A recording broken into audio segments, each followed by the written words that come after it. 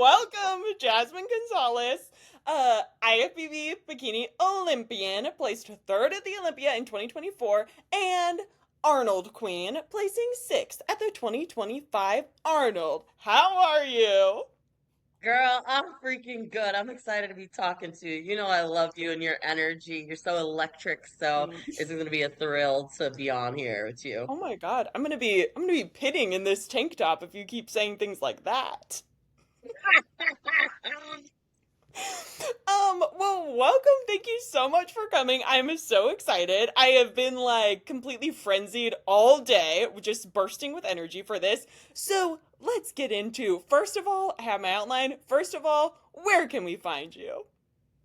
Oh, you can find me on Instagram, jazzyfresh.ifbbpro. I do have a YouTube as well. It's the same name. I will get on that, okay? I have plans to actually track my whole prep going into Olympia, and I'm gonna hire a whole videographer to edit and everything because that's where the time comes in. But you can find me there on YouTube and Instagram.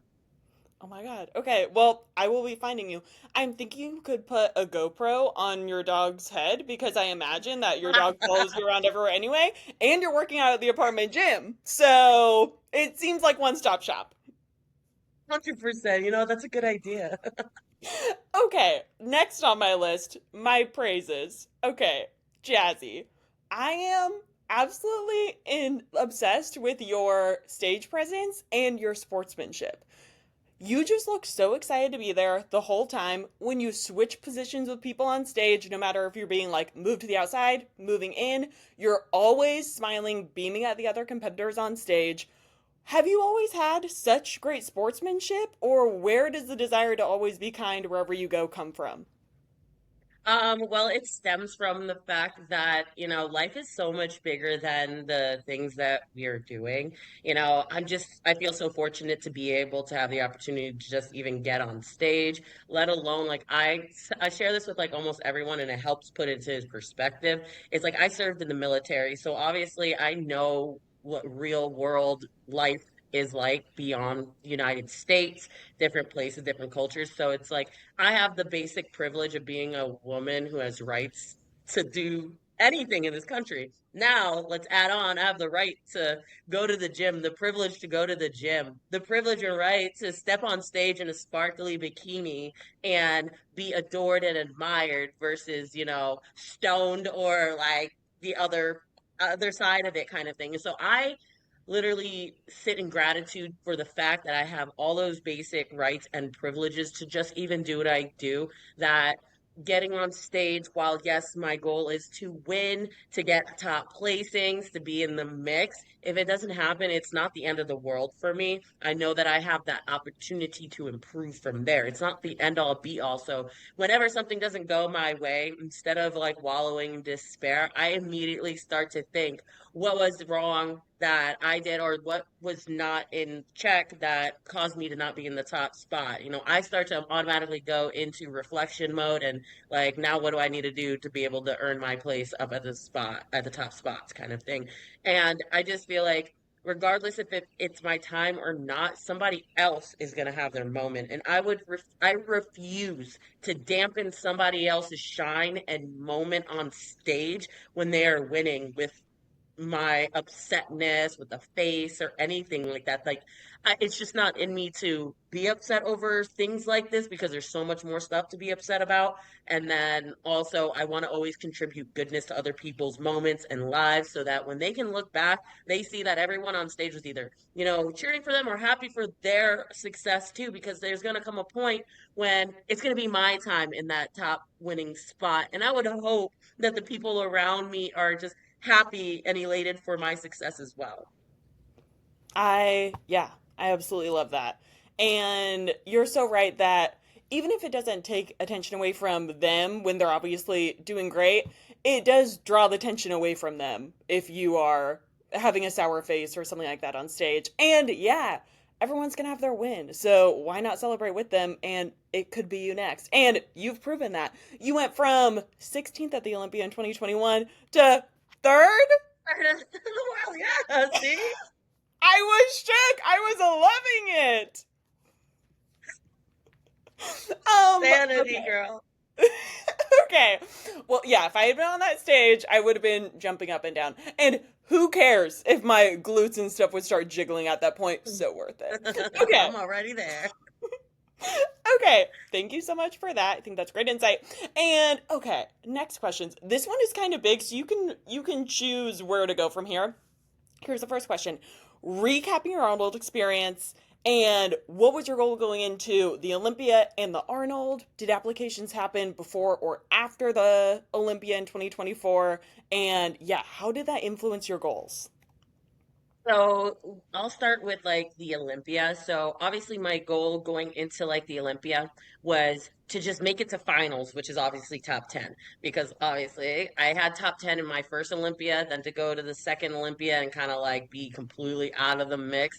My goal is just to get back in the mix and kind of just show myself again. So I was like top 10 would be freaking fabulous, and that was all I was hoping for.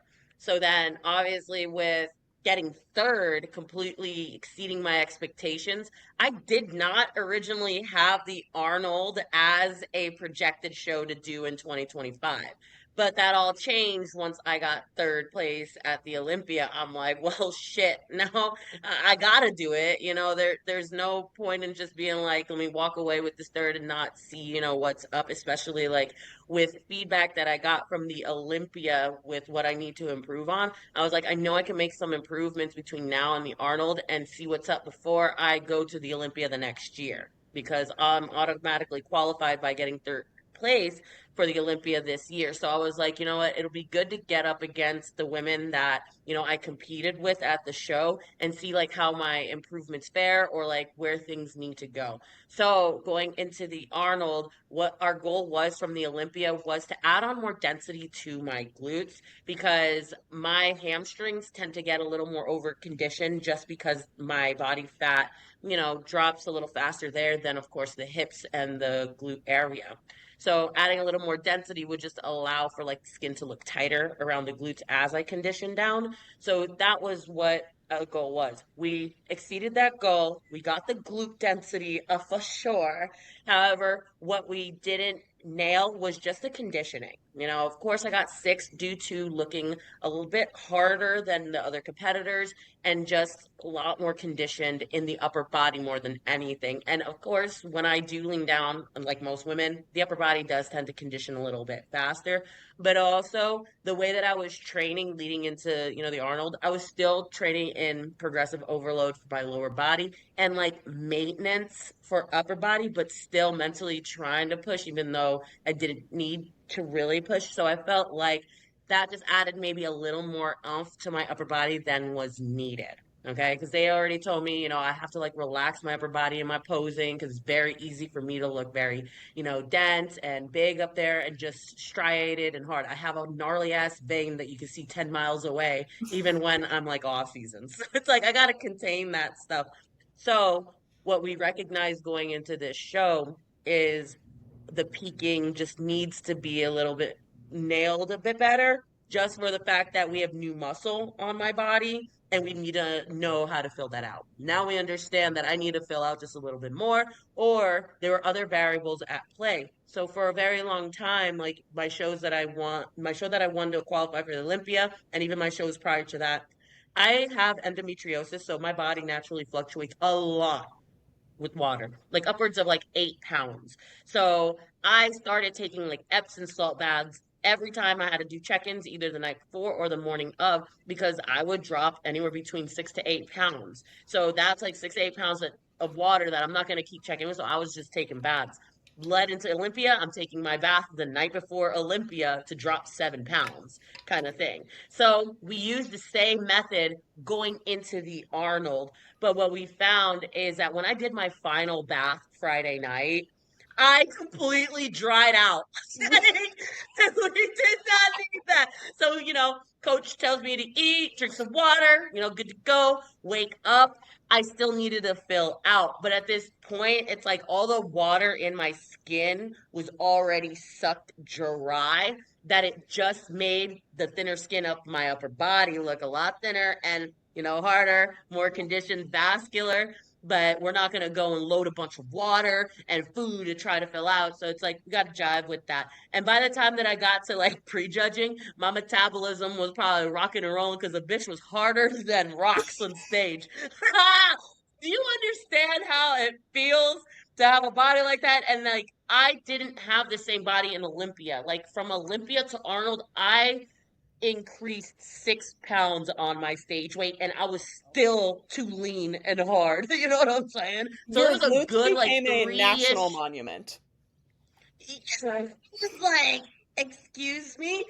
I'm mentally, going through like, yo, waking up show day, like, why am I 125? I was 120, 121 show day of Olympia, filling out to 122.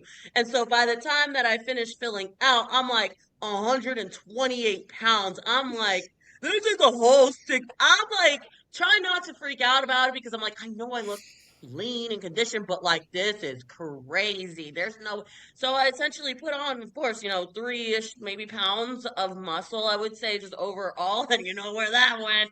The booty. So for all the listeners out there, my glutes are not overpowering. The thing that I would say is like, you have to understand the perspective of the athletes that I was against. I'm a lot taller than that top four. Okay, the only one that's a little taller than me was Ariana in fifth place. But of course, I got sixth due to my conditioning. But you put me next to the other four, I have at least anywhere between 10 to 20 pounds on all of those girls on stage and like 3 inches. So I just look bigger next to them.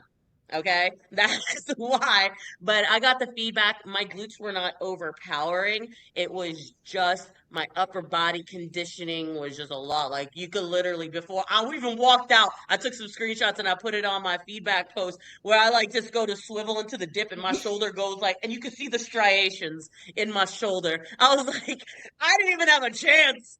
I stepped out and it was like shreds. It was So, seriously so impressive. And yeah, apology tour for me continued because I thought it was probably your glutes being overpowering. Because at mm, the Olympia, it looked like you had hardness in your shoulder, but I was like, surely they didn't even mention that because, or surely that's not an issue because she still got third and is automatically qualified for next year. So when I saw that at the Arnold, I thought, oh, okay, well, they like that. That's fine, but wrong. So I am so glad you shared that with us. yeah, because I know I heard yours and I've seen a lot of people like on Reddit. I read Reddit. Yeah. And so I saw people just like mentioning. And so I like to, of course, read those things to be able to eventually clear those up so people understand what they're seeing at the end of the day. But there was nothing wrong. Like, I cleared it up with Sandy. Like, I deliberately emailed her after I got my feedback from her. I was like, all right, I just need to clear this up just to, give people the information so when they're looking at athletes, they know what the judges are seeing. So I'm like, hey, Sandy, could you just clarify? Like, are my glutes overpowering? I'm hearing a couple things. I just want to, make sure that you're not seeing that before I'm done with getting feedback from you. And she's like, you know what? I look back. She's like, there's nothing wrong with your glutes. Your glutes are right where they need to be, but I would not add any more muscle. So I now know at this point I've reached like my muscular capacity, like as an athlete, which is insane to say and think. So now we're just gonna be for the next one is just maintaining my physique where it's at. Like, I'm actually in like probably an extensive deload where I'm like not training for like 2 or 3 weeks and only doing my cardio and steps because I can afford to atrophy a little bit because of the fact that we understand how fast my body can put on muscle.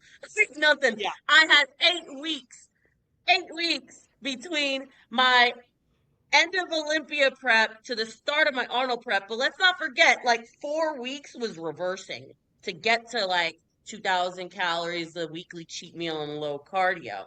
Then we maintained there for 4 weeks. So it's like, I really didn't have like a long off season or growth phase. It's just, I pushed the training hard. Like, I made sure every training session, especially my glutes, like, I was pushing on the hip thrusts, like, and I'll live by that. Like, if you want to grow, obviously I was able to just show what happens when you can just focus on those lifts and really focus on your form, your intensity, and just hitting PRs and what it can result in. Like my ass is ginormous. Like imagine walking.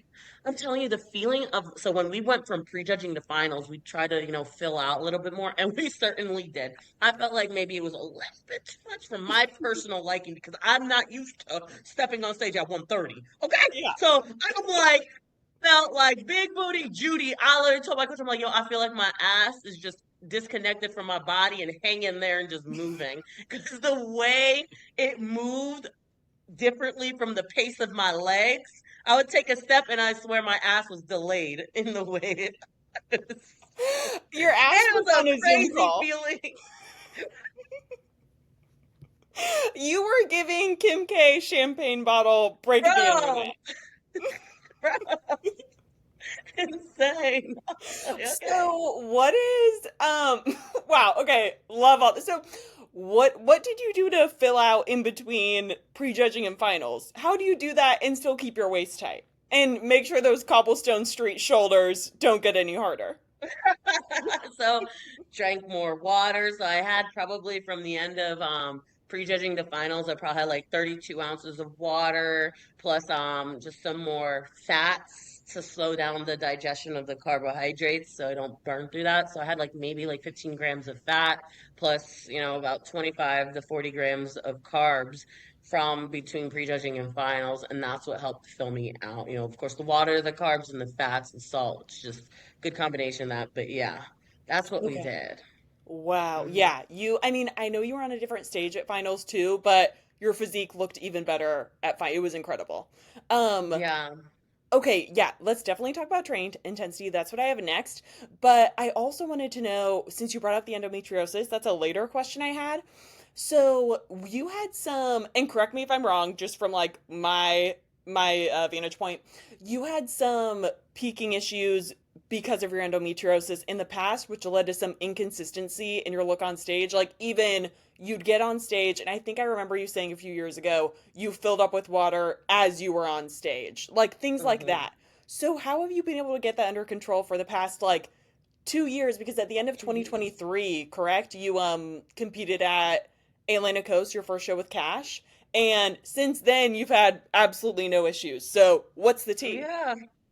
So I would say it's a combination of environmental, mental stress, and then also I just started taking my dieting a little bit more seriously on like the foods that I select and eat. My improvement seasons are much more structured and to a T. So I feel like because of that, let's go and dial it back. Let's talk about the foods. I can't eat a lot of high glycemic foods. It causes inflammation, increases in blood sugar, and that can have a direct impact on anybody with like things like PCOS or endometriosis.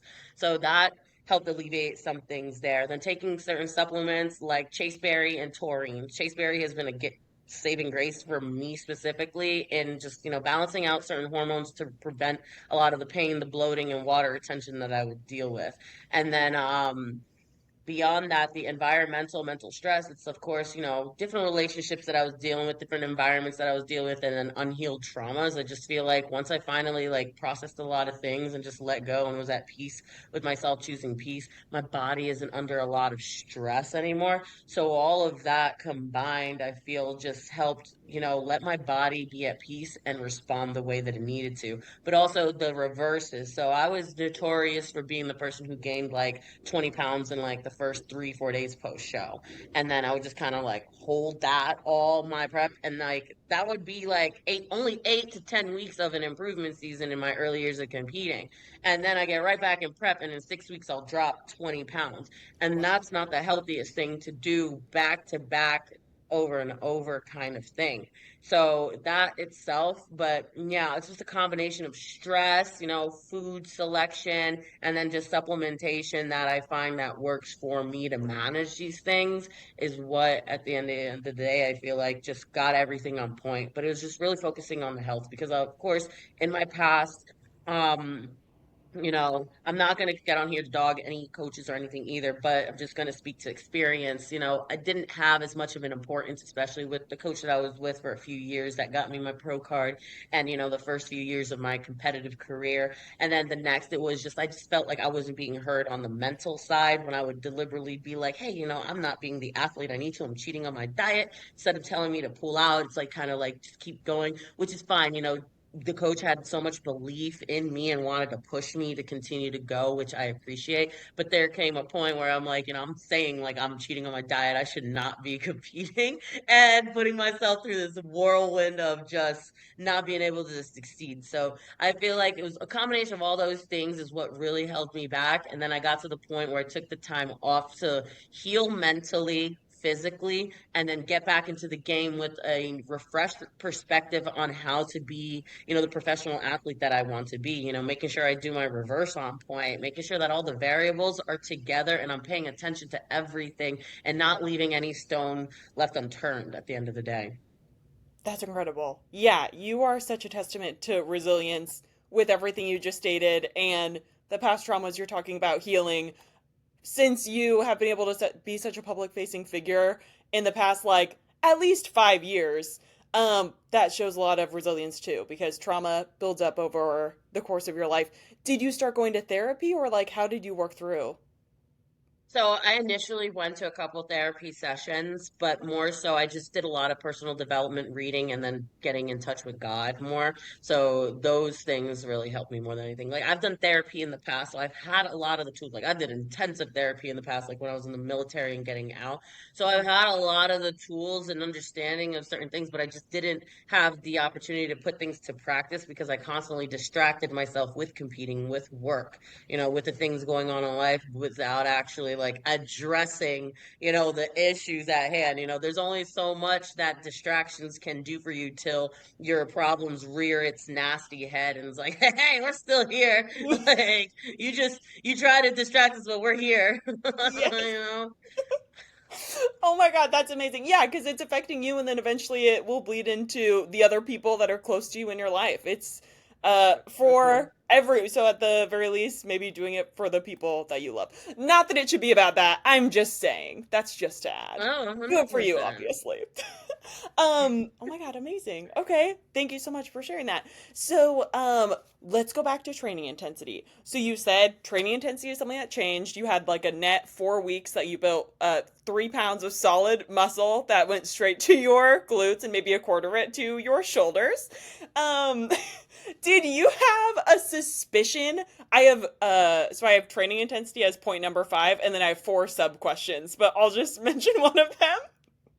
Um, did you have a suspicion you weren't working hard enough, and then like Cash saw a training video and was like, "What are you doing? Like, pick it up or whatever?"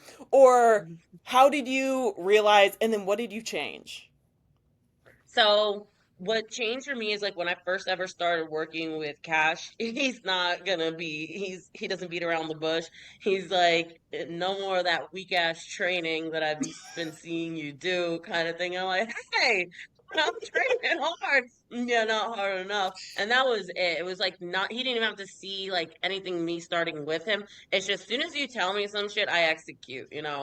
I am very obedient to orders, direct orders. I've got discipline. Like, you tell me to do some shit, I'm gonna do it. So then I just started going, like, okay, he gave me my training program, which was the first time that I got like a real legit, like, structured training program with clear goals of what we have to accomplish in terms of like, all right, we're in a progressive overload phase. Your goal is to push this set to the point of failure where you only have 2 reps in reserve or you have no reps left kind of thing. So if I am told those specific guidelines, I know how to approach my training now. Oh, okay, so this set of 20 reps or the set of 10 reps, I need to make sure that I'm pushing so hard that by the time that I get to that 10th rep, I only have maybe one left that I could possibly do. Now I know I'm pushing to failure. So it took maybe the first like couple of weeks to kind of find my baseline with lifts. And from there, I never wavered down. I was always like, you're improving from here. There's no way you're going to go back. Even when you're like in peak week and shit, I was still pushing 4 plates per side on my hip thrust in peak week. You know what I'm saying? So I'm like, you know, I was like, Mama ain't raised no bitch, and you're gonna prove that. So I'm not gonna be weak. That was it. So it was more so I was just chasing my last best, and I knew that anytime I got better, if I even increased by 5, 10 pounds, 20 pounds, I know that I'm improving. So that means my glutes are improving, my form is on point. I'm not feeling it in my hamstrings, I'm not feeling it in my quads, so of course I'm moving in the right direction. Wow. Okay, that's such a great illustration of training intensity. And I am shocked that nobody ever gave you a detailed plan like that when they're literally dealing with someone who at their first Olympia got ninth fucking place. What Yeah, were I these was people training myself. doing? Like my first before I got with Fit Body Fusion, like 'cause they gave a program, but I felt like it was more like high volume. It didn't really focus on progressive overload back then. But for prior to that, I was the one who did my own training. So I would literally Okay. walk in the gym like, what 5 exercises do I feel like doing today? Not the lackadaisical attitude. I'm like, and that just goes to show you that genetics can take you so far, but only so far. Only so far. Jeez. You're like, one plate on the hip thrust. My hands are kind of tired. I don't want to add My another God, plate. the most I ever did was maybe 2 plates per side for like my heaviest set. I do 2 plates per side now, and I could fucking do like 50 reps. Your glutes now, I think it could do 50 reps per butt cheek. They are insane. Not to get too hung up on it, but like seriously, it's a coat rack. Okay, next question. Okay, you already answered all of my sub questions. I appreciate I love that Cash was like called you out immediately. I mean, sometimes we need that. Okay, okay. Um, okay. Now I have my own questions. So that was kind of the outline. Okay, maybe I shouldn't be breaking the fourth wall, just outwardly telling the entire audience that the different sections of my outline.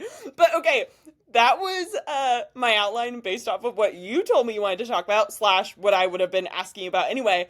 So my next question, and if anything comes up that you want to say, go ahead and say it. But so what's the application process for the Arnold like? Like what do you, I know you submit an essay. I tried to like look into the little site, but I think I was too late. So tell me about that. Yeah, so most people usually start to apply for the Arnold after an Olympia, but they do have the application open, I think, just before or just after. I did it just after because the application, so Olympia was October 12th. Applications are due by December 5th, is where the cutoff. And then a week or so later is when they announce who is accepted to the Arnold. The application process is you go on the website, you literally just put your information there, and you send over a resume of your placings in the past. There was a section that says write something, but I didn't write nothing. I was like, because I didn't know where it went. There was no attachment for it. There was no clear guidance. So me and Ashley even were like, wasn't there an essay we had to write? I was like, I hope that me getting third at the Olympia is good enough. I I mean, was that like, has to be what it was. No shade, but so like, who I else is going to emailed write a them. new essay? I emailed them like, hey, I submitted everything. I don't know if you need anything more, but if you do, let me You know. knew? But I do remember when I did the Arnold in 2021, the process was to submit an essay, but they had it a little easier to submit the essay. They just Okay. didn't have that hyperlink or the link to upload an essay. I was like, where do I put the essay? Well, I guess I'm not putting the essay because there's no box to put it in. I am dead. Thank God you got third place. I mean, they probably would have had you anyway. You have like a great track record, but that is hilarious They that would you're have like, hit me I up don't know who's probably, reading this. I don't trust you guys. But like when Um, I did it in the past, what I put on my resume was just, things that I've accomplished obviously as a competitor, my dreams and visions and like what I want to contribute to the sport is what I wrote in my last essay. Just okay. to pretty much like show like I'm here to compete, but I'm also here to contribute. What is it that you want to contribute to the community? I want to contribute the knowledge that I've conjured up over the years and be somebody that is based off facts and not fiction, and like to debunk a lot of myths and things like that people maybe walk around with, but more so to be a source of knowledge and information and to guide people in the direction that they want to go to and help them with a clearer path to that point, just with the information that I've been able to collect myself as an athlete and a coach. Because there's a lot of misinformation there out there, and if I would have been given clear, concise insight that wasn't biased from the very beginning, I probably could have saved myself a few years of just spinning wheels. And so that's what I want to contribute back, holding posing seminars or knowledge seminars where just fill people in on like where you start in the industry. And if you want to go somewhere, like this is how to do it, who to connect with, beyond just the get on stage part kind of thing. For sure. Yeah, that's such a great point. So what are some of those like biases that you were brought up to believe when you started that you like have debunked since then? You have to be like buddy buddy with the judges, that you have to be on a big team to succeed, and little things like on stage, like with posing, like girls who doing the walk to the back or to the front, like coaches being like, you have to be the first one there. You have to walk in front of the girls when you're switching places, while on a maybe a presentation standpoint to one person that looks preferred. But I would tell girls, I'm like, the judges aren't sitting there with the timer like who was the first one in their front pose. Yeah.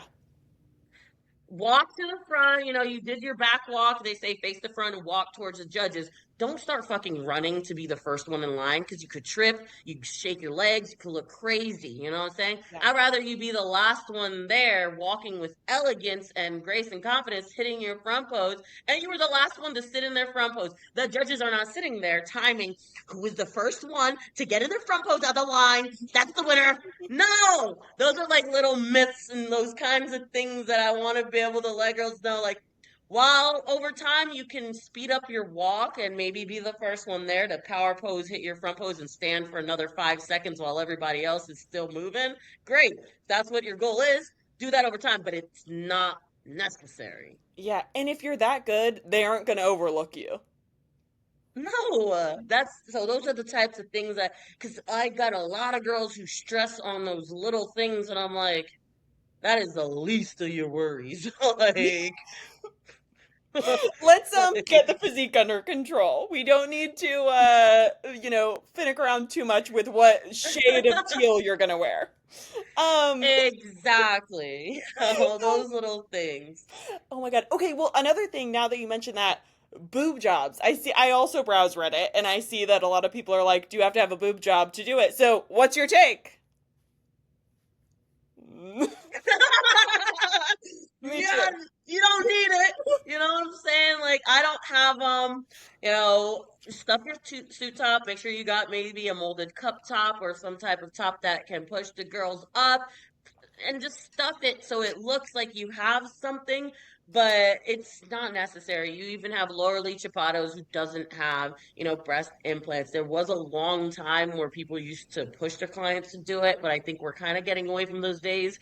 But there are still people who try to push it, but it's not necessary. If you want to do it for you because, over time you don't like the fact that you ain't got no titties anymore, go ahead and do it for yourself. But don't be like, I need to get them because I have no titties and I gotta look like I have titties on stage. Don't Yeah. just get boobs for the stage. Like, do it for yourself. I've never considered getting mine done just because I actually don't like to have a chest. I want to be able to run around freely, like shake You around would have and to not stop slap me skipping in the around the face. park 2 hours a day. Exactly. How am I going to be able to jump around and skip around if I got these things in me?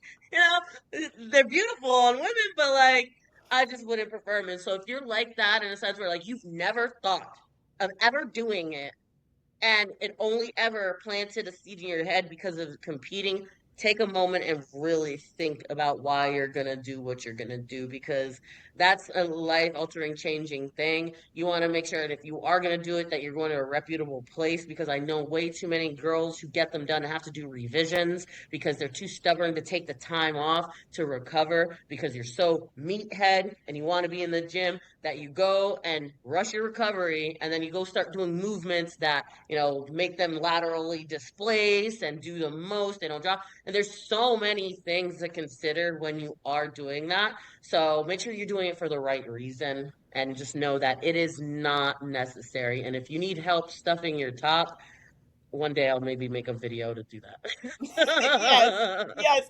Yeah, no, that stresses me out when people are like, "How soon can I get back?" And I'm like, "We need to pump the brakes."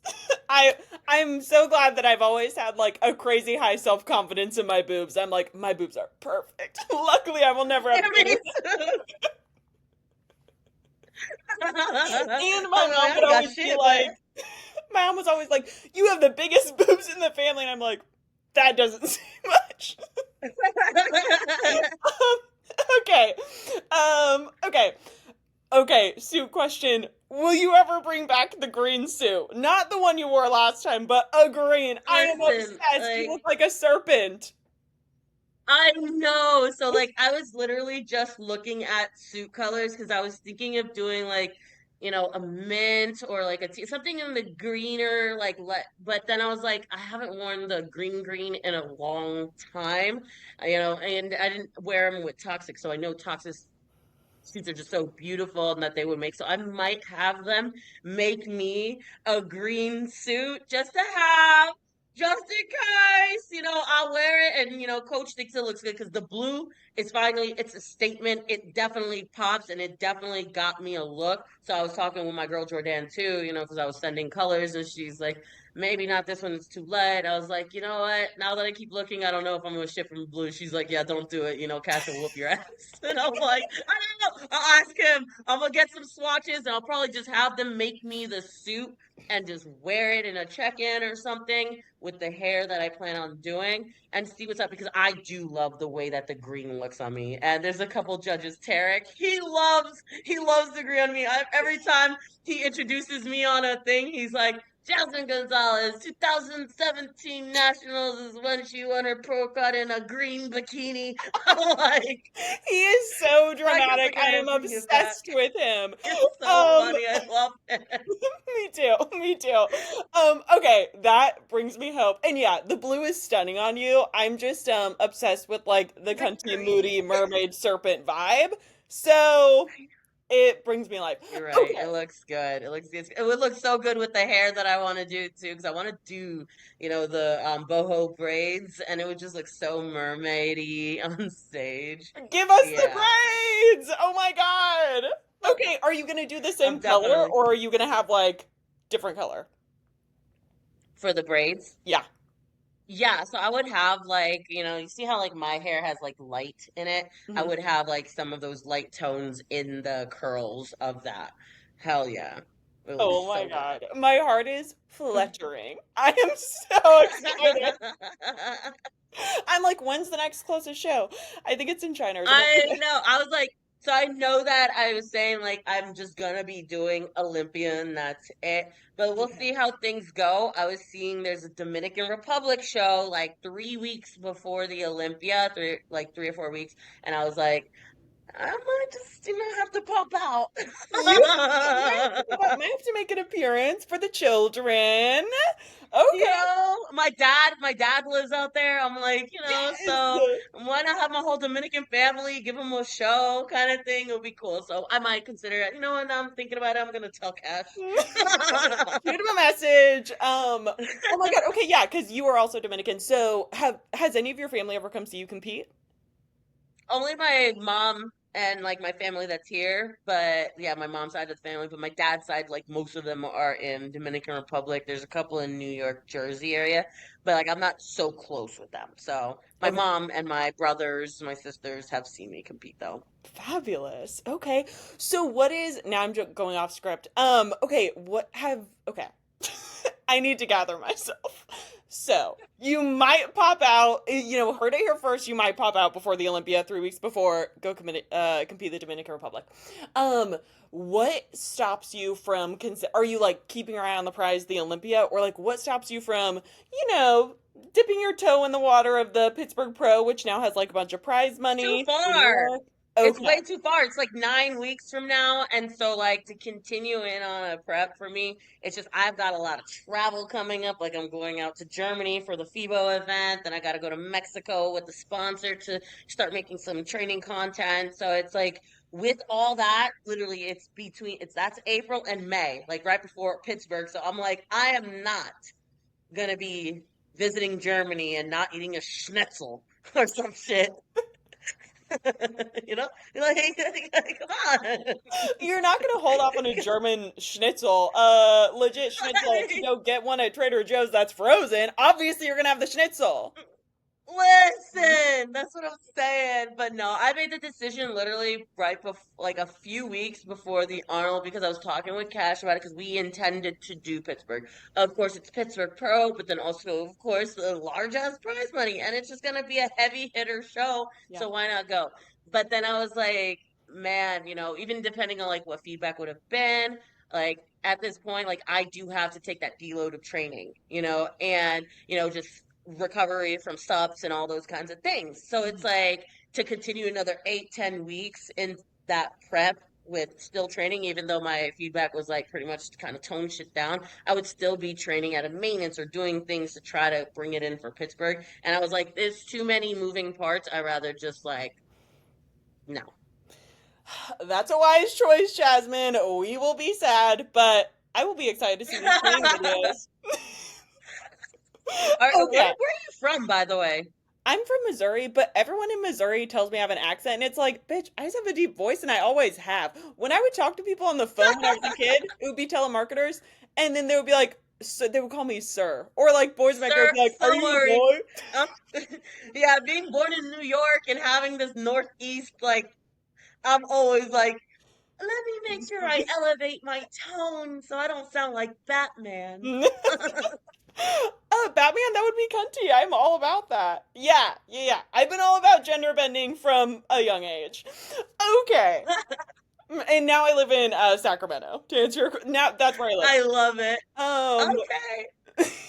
okay, my next question.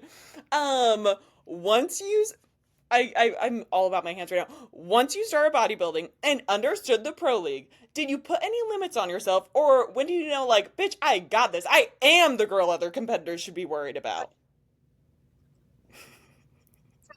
That's something about me is like, I have confidence, but not cockiness, and I'm always told I'm way too humble, like to a fault. I'm humble, but like sometimes I could be way too humble because I'll like downplay a lot of my successes or like minimize some successes just because I'm like, if I can, somebody else can, right? So Yeah. why is it so great that I just did this? Like, cool.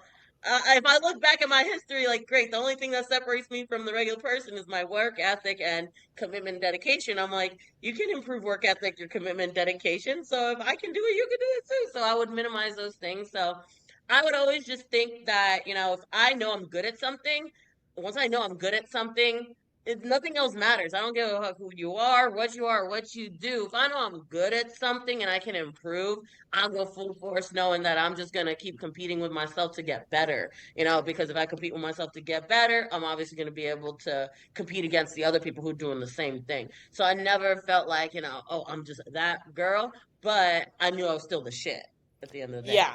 because Yeah, of yeah. my work ethic and just how much I put in heart and passion to anything that I do. Because I've seen the history of me being in high school and an overachiever and graduating high school with like honors and shit, then going into the military, having, being an NCO of the Corps, a Marine of the Corps, doing all these great things as a Marine. And then I was like, what's the difference of me going into bodybuilding when I recognized that I was good by getting my pro card within 8 months of starting my journey? I was like, okay, I happen to actually be good at this. So if I'm good at this, I'm gonna go full force. Let me tell you something that I told somebody else. Like, all power to everyone who loves to just compete, but I'm not a person who's just gonna do something for shits and giggles. This is a very, very challenging journey and process beyond just the actual tangibles of training, dieting, and getting on stage. There's a whole other side of the industry that you need to make sure you understand and know because, yeah, people say there's no such thing as politics, but there is still subconscious bias where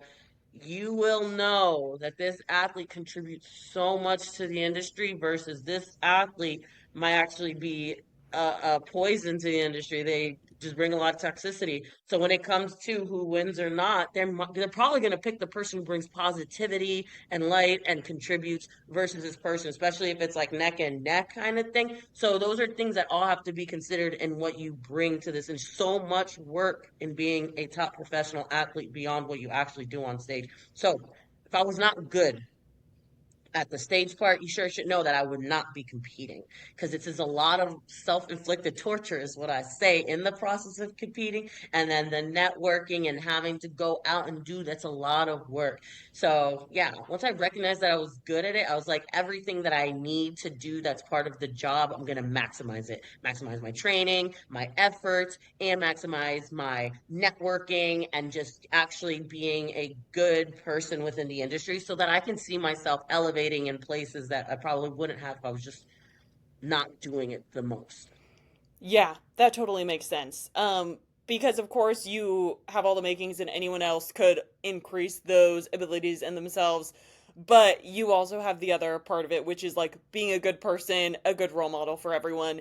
And you're so right that like there aren't politics in the way that a lot of people think, but if it comes Mm-hmm. down to like you, who I said at the beginning, just clearly is a kind person to everyone around them and wants everyone to have a good experience, even though it's also your big day at every single show you do, especially coming off of your placing at the Olympia. It's hard to not uh, absorb the vibe someone has on stage. The vibe is everything. So yeah, I Mm-hmm. totally agree with you. Wow, wow, you're such a good role model. I love this. Okay, okay. Um, and my other question was, do you feel like you have greater responsibility? And it was you pretty much just answered that. You like are very aware of the responsibility you have to. Yeah, 100%. The more that you get more exposure and eyes on you, the more of an impact and influence that you have. And you got to sit back and like recognize what are you going to do with that power, that influence, and the ability to impact people. You can do great things or you could do really bad things. And so, like, I feel like now I do have a greater responsibility to, act correctly. At the end of the day, I was a Marine. We have to lead by example. It doesn't matter who you are. If you're going to be an NCO, you got to, act accordingly. So now I am a professional in this league that's not just any regular professional. I'm a professional that, now plays third in the world. So it's like I need to act accordingly or at least recognize that there is more responsibility with the role that I have and that I should just be more mindful of what I share because more people are going to take what I say, what I do, as gold sometimes. Like, and it's crazy how many people do that. So I'm very careful with like what I share, what I put out there. There's a lot of things I would like to share and put out there, but I have to be able to sit back and first be able to explain it in a way where there's no misunderstandings because you Yeah, have to do that, and it's not that I'm censoring or filtering my personality. I'm just censoring or filtering the information I give so nobody's misinformed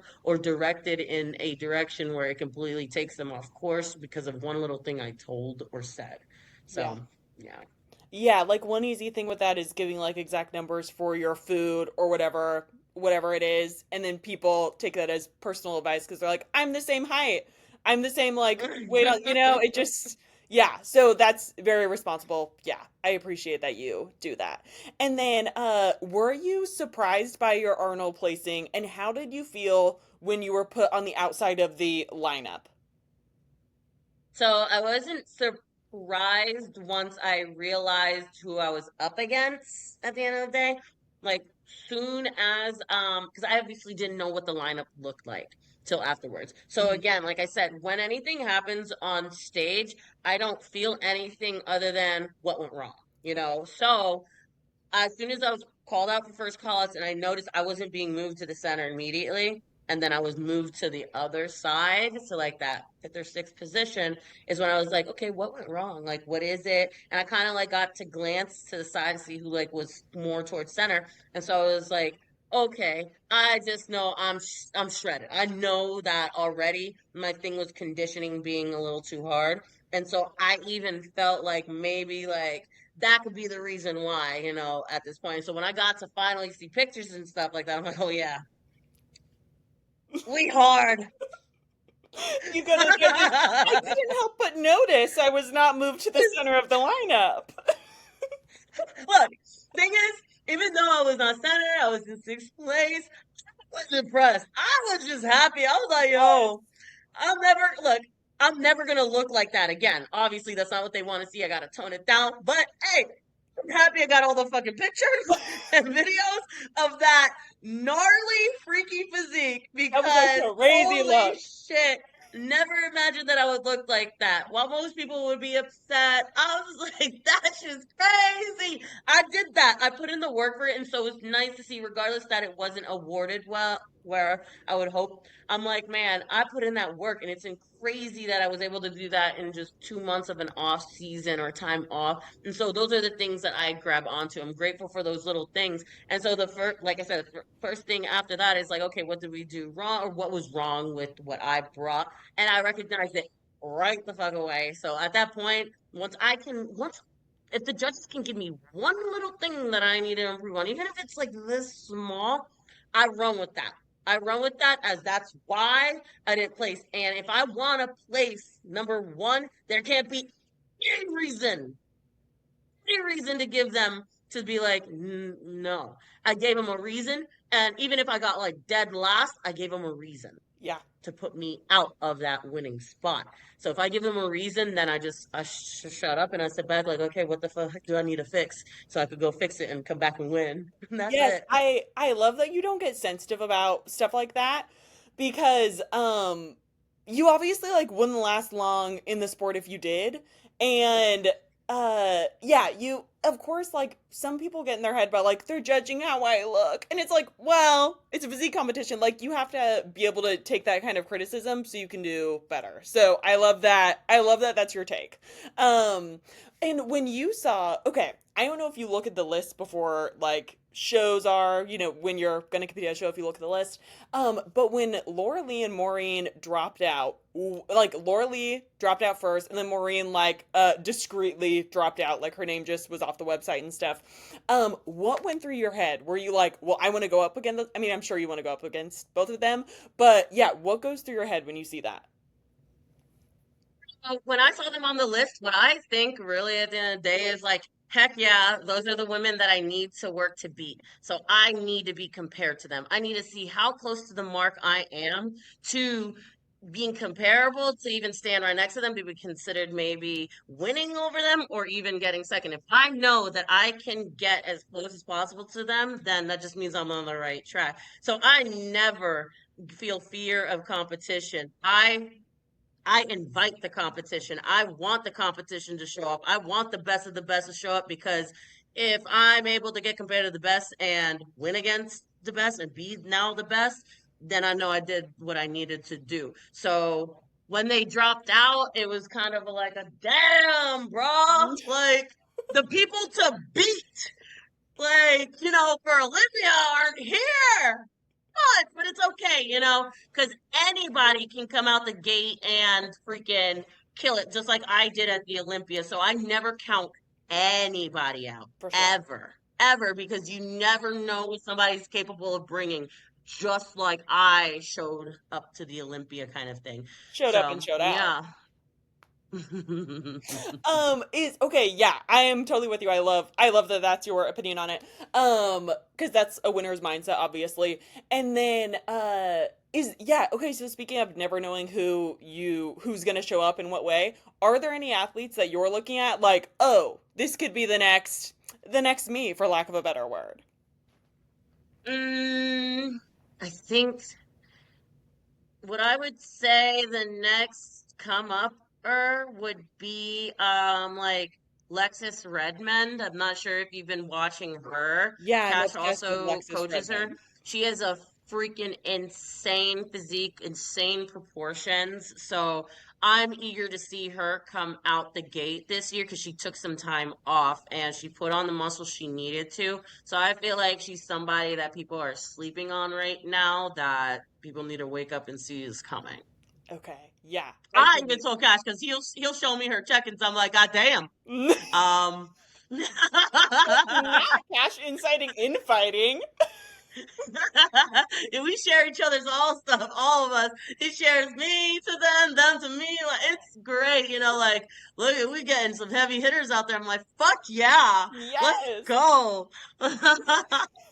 Oh my god. Okay, cool. Yeah, I'm so excited to see her compete. I was bummed when she didn't do as great at the 2023 Olympia, and I'm like thrilled that she's gonna be competing again. Talk about an invasion of a tiny waist. Her waist is like the size of a green bean. She is insane. That's what I'm saying. Her proportions are next level. I'm like, yo, how can I get my back that wide? Oh God, I swear to God, I'm hitting my back workouts, but like her shape, is her the way her lats go up and her waist is like, God, I'm like, She's giving Dorito. I am mm-hmm. obsessed. Okay. So okay, the Atlantic Coast 2023. After prejudging, which way did you think it was gonna go? You just looked away that I had never seen, and I already was a major fan. So I had no expectations. It had been over a year since I had stepped on stage last, and the front runner for the show was Ariana, just hot off of seventh place at the Olympia.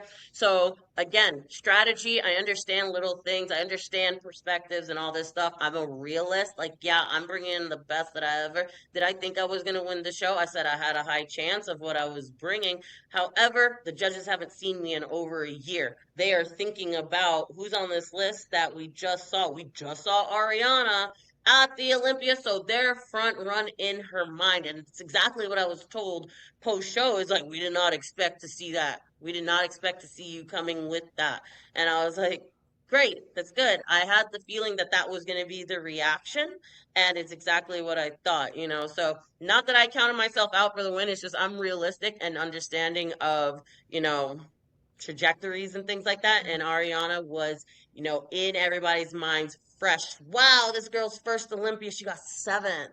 That's incredible. I would be looking out for her. So people weren't really looking out for me, just like the same thing with the 2024 Olympia. Nobody was looking out for me. People did not count me into the top 5, 10, or even their top 15 predictions. So it's like, it's because nobody's seen my face much. So that's stuff that it has to be also considered, when you're going to a show. You can have all the confidence in the world, but be realistic, knowing if you haven't competed in like 2, 3 years, yeah, you may have the killerest physique, but there are girls who've been competing consistently, and there's probably 3 girls going to the show you're going to that the judges are thinking about because they've seen them all year. And then you come out, it's like you could either overpass them or you might not. Hit the mark just because the judges haven't seen you. You look great, but they're like, we need to see more of you to really like be like, okay, those are things that are considered. Like again, that subconscious bias that happens, and it's not like it's ill intended. It just happens. When humans, it's nature. You Yeah. see somebody more and more, you're gonna recognize, or you're gonna look for them, just like Ashley Cutwalter. You see her name on a list, judges are gonna look for Ashley Cutwalter in a lineup. Yeah. It's just how it is, kind of thing. So yeah, that's what I thought about the Atlantic. Nice. Yeah, that totally makes sense. The subconscious preference almost. But it was also great strategy because people knew she was going to compete in that. And then if you look as good as you did, you obviously will be in judges' minds for next time because you came out shocking the world, as Tarek would say. Oh yeah, that's all it is. Putting your Oh, name on the map and by getting them to recognize what's up at the end yes. of the day. Okay, I have a couple more questions, then I have a few listener submitted questions. Meet the Olympians. I have always wondered if it should be the day after the Olympia, so the competitors don't need to be on their feet so much the night before. But also, if you get like in not if you don't get to finals, then I can see how it would also be kind of a bummer to be at the Meet the Olympians next day. So what do you think about the setup? I like that they do it on the Thursday before. just because do they do it on the Thursday before? Yeah, it is the Thursday before, just to give us like Friday off. But I think it kind of sucks for maybe the bodybuilders just Hmm. because they do have to compete on Friday, or anybody who has to compete on Friday. It's hard because I even like said the same about like, whenever sponsors or photographers and people want to do all these shoots and stuff, I'm like, I told Cash straight up, I'm like, I'm gonna let all my sponsors and people know that if they ever need some content creation, it's got to be the day after because I am not the person. I cannot set up photo shoots because I try to. I try to have a photo shoot during Olympia week, like even like on a Tuesday or Wednesday before the show. So it was well enough time to just chill. Hmm. But the overwhelm, the anxiety that I had just thinking about going out to the shoot location, going and meeting up to do all this Yeah. Are these bitches gonna get me sick? that and just being in like an environment that's not just chill. Like if I have to go out to like in Vegas the desert to get into all these bikinis and climb up rocks and do all this that's too much at like 3 or 4 days out from a show, you know what I'm saying, or just doing all that work. It's a lot of stress on me personally, so I know like the meet the Olympians, it's not crazy. So in terms of like what you have to do, so I think it's okay that it's on a Thursday, but it is one of those things where you're like, should they do it before or after? Mhm. But yeah, if they do it after, it would kind of suck for the people who don't make it to finals to have to like stick around and all that. Yeah. Yeah. Okay. Yeah. Climbing up rocks, I would be afraid I would get a cut. I'd be like, and this is gonna affect my tan, and then that would Cut, affect yeah. everything. Um. Okay. And then, so you're a coach. Do you have any clients you're particularly excited to see on stage? And I loved your live with Jordan, where you said that you reframed Fit Model as a division to them as like an opportunity for them to have something that they thrive in. And also with you learning from experience, like keeping your diet tighter, gave you a better outcome in your actual like preps and the shows you've done. Has that changed at all how strict you are with your clients? What's funny is I literally have to like during the Arnold weekend, I like hit up on my clients. I'm like, I'm dropping the motherfucking hammer on y'all bitches. Say like that. But for so I'm gonna tighten the ship. Expectations are being set. There's a standard that needs to be met if you want to work with me because, I feel like, I have a style of coaching where I'm direct and to the point with certain things, but I also have the caring, compassionate side. I feel like I let the caring, compassion leak a little bit too much that, I got some of these girls fucking playing games and I've had to let some girls know that I'm fired them because, you miss a check-in, yo, like don't be missing check-ins, and I would be a little lenient in terms of like, oh, they're missing. I'll be like, hey girl, where's your check-in? Go ahead and submit it, instead of being like, unacceptable. Don't let this shit happen again or you're getting fired. Not an auto Because you're unacceptable the reply. one who hired. That's how my coach is too, Yeah. And I'm like, it works. It works, Obviously, I'll be a little bit nice and be like, hey, don't let this happen again because if you let this happen again, you're impeding on your progress and my ability to coach you. And I'm not dealing with that. I'm not hunting down clients kind of thing. So that's kind of like where things are going to go for me. It's just like tightening ship and just having my expectations met and making sure I stand firm with that with my clients and acting according like that. If somebody is a problem or presenting a problem, it's like not just brushing it and letting them continue to slide. No, it's like being firm and being like, you're fired, you got to go, Yeah. kind of thing, and open up the spot for somebody else who's going to act right.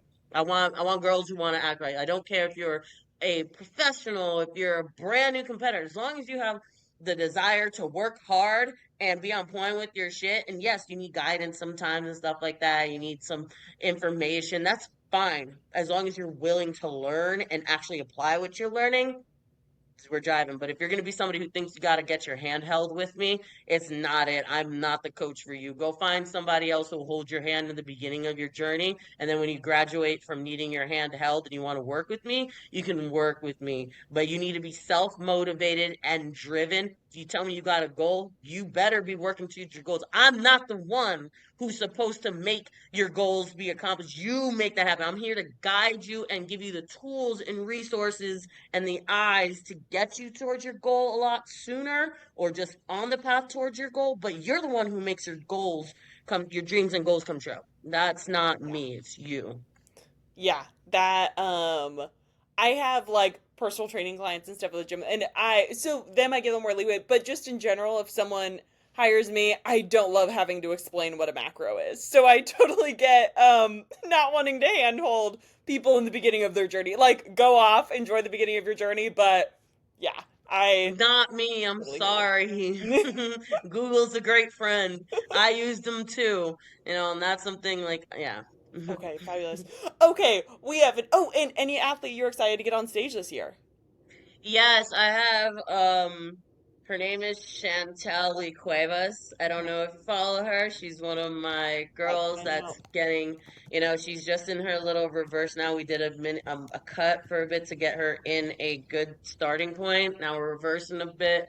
We're gonna start prep in like a month or so and aim for some shows this June. She's definitely got huge potential to turn pro. I've got Stephanie Coleman. She just did her first show with me here in Oklahoma, and she took, the win in her 35 class as well. So I'm really excited for her to get out there. She's one that I told her she has an in-between physique of bikini or fit model, and with her being, natural, I'm like, we might start out with fit model, see if like you thrive there and go there. And if you want to continue on bikini, like I had said in my live, it's like in an off season you can go ahead and work on growing for bikini once maybe you get a pro card or Mhm. something like that if we start in fit model, and that's the way to go. But she is killing it, like killed it for her first show, so I'm excited for her year this year too. Okay, exciting. I will look out for them. I already have them pulled up so I can stalk them later. I'm excited to see what happens with your coaching this year. And there are more natural pro qualifier opportunities too, so that could be perfect for Stephanie. Mm-hmm. Sure you've talked about Yeah. that. Okay, listener submitted questions. I asked everyone first if I could use their names, and they said yes. Emily asks, if you could give a little amateur piece of advice, what would it be? Oh man, go into this with an open mind and an open heart to learn about yourself in this journey more than anything. While the placings and the glamour, it's so nice to have the clout and all the stuff that comes with it. It's a journey where you can truly learn so much about yourself. So be open to those lessons and go forth with that, because that stuff pours into the rest of your life more than anything. I could give you tips and tricks about training and shit, but there's all that tips and tricks out there. But the number one advice I would give you as a new competitor is just be open to learn through the process. That will teach you a lot about yourself. So true. And we'll look out for your little tips and tricks in training when you get with your sponsors in Mexico in a few weeks. Yes. And okay, Cherish asks, how did you, oh wait, I already asked you that. What changes do you plan to make? You already answered that, but yeah, changes you plan to make to be more in line with the criteria slash winner is what she said come time for the Olympia. Yep. Come in softer. And that's it. Okay. Chelsea asks, when did you, or how did you know bodybuilding was your sport? I didn't know it was my sport. I just kind of like stumbled upon it. I used to make fun of bodybuilders back in the day. Bodybuilding wasn't even on my radar. I just worked out for like 5 months No, and said, I'm gonna do a show. literally, I had an old friend back in Japan and he was so into it. He had the Arnold bodybuilding Bible. He used to go to the gym, even though we used to be drinking buddies. He never competed though, but he was so into it as if he was going to compete one day. And there was a time where I like walked in and saw him reading the bodybuilding Bible. I'm like, why are you looking at Ben in underwear? I was like, you're weird. I was like, why are you so weird? What are you doing? They're like half naked. Like, what are you doing? And there were times he would like want to go to the gym, and I'm like, we did PT this morning. Like, you don't want to drink. Like, I used to like make fun of it so bad, but it wasn't until like I left Japan and a girlfriend of mine, she left Japan too, but she used to work out a lot, even though we drank and stuff. But she went to California did her first show in figure. And when I left Japan and I got to States, I was like, man, I don't want to be drinking no more. I'm 23. I want to get healthy. And I saw her and I was like, hey, yo, connect me with your coach. I don't want to do all that shit yet or anything like that. Like, it's cool, but I just want to get into lifestyle coaching. So I got into lifestyle coaching, was the worst lifestyle client because I cheated on my diet and lied about my macros. But hey, I killed the training. But it was not like I was like overweight. I just wanted to kind of like learn. So I Yeah. did the learning for a year, and it was like after a year of doing that, I decided to get into bodybuilding because I seen some people at the gym on base that were into bodybuilding and doing all this stuff. And I originally was going to get into figure, which is funny. But then till I saw some girls at my base gym doing like the bikini posing, I was like, that looks cuter. Like this figure this is too stiff for me back then. I just didn't know. I'm like, this is too stiff. I wanna dance like the Looking bikini barefoot. girls. Literally. That was it. And then that's when I got into it. And then Okay. from there the rest is history. Not your toxic masculinity with that guy who liked bodybuilding. What the heck? Yeah, I what I love about bodybuilding is like because I'm anti that hyper masculine stuff if it wasn't obvious. I love that bodybuilding is so gay. Like just men admiring each other. Me get the reason I love I competing. literally told him that. I was like, why are you so gay? You look Yeah. like half naked men. I don't understand. It's like the closest I'll ever get to being a drag queen, like wearing my drag bikini and like fake jewelry. It is the best. I think it's just like it's the peak queerness. And then Yes. Chris wants to know any valuable lessons for new and experienced competitors. And that is the final question. Oh, what was it? Say that again. Any valuable lessons for new and Mhm. experienced competitors?